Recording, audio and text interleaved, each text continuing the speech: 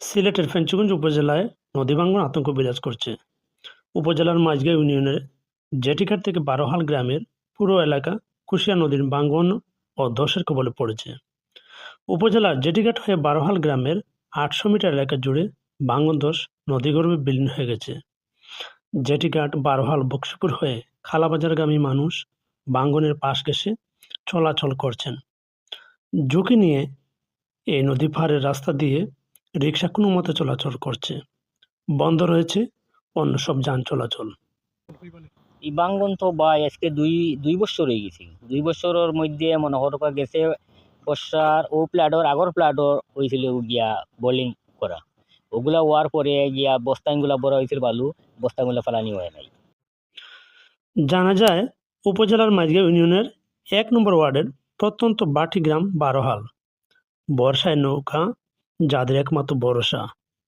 শুষ্ক মৌসুমে নদীর পাড়ে ঘেঁষা রাস্তা দিয়ে ছোট ও হালকা যান চলাচল করে। নদীর ভাঙন ধসের কবলে তলিয়ে গেছে শত শত একর ফসলি জমি, বাড়িঘর, কবরস্থান, গ্রামীণ জনপদ। এই ভাঙনের কবলে পড়ে অনেকের বাড়িঘর বিলীন হয়ে এখন নিঃস্ব সর্বশান্ত।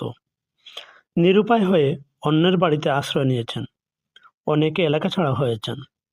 নদীকে কেন্দ্র করে গড়ে ওঠা প্রাচীন জেটিঘাট বাজার অর্ধেক নদীতে বিলীন হয়ে গেছে। ডাইরেক্ট পাইবে দিয়ে আর না, এর কারণে মানে তোর ওই যে আমরা ওহন করে যে স্থল আইছে পানির স্থলটা কি মানে তোর 2 হাত উপরে একটা বালুর তাক আছে, কিন্তু কেউ সুতে এই বালুর তাকটা নেয় আর অটোমেটিক ভাঙ যাবে। সরজমিনে জেটিঘাট বারোহাল এলাকায় গিয়ে দেখা যায় জেটিঘাট এলাকার বিশাল দুটি ভাঙন ধস দেখা দিয়েছে। একটি ভাঙন 7-8 মিটার। এর আগে আরও 2টি ভাঙন রয়েছে। এ বিষয়ে বিগত দিনে প্রতিবেদন প্রকাশ হওয়ার পর কাজ শুরু হয়, কিন্তু আজও সে কাজ সম্পন্ন হয়নি।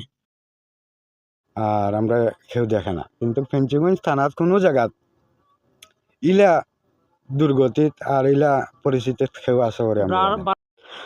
বর্তমান ভাঙন 10 থেকে 200 মিটার দক্ষিণে এই ভাঙন দেখা দেয় 2022 সালে।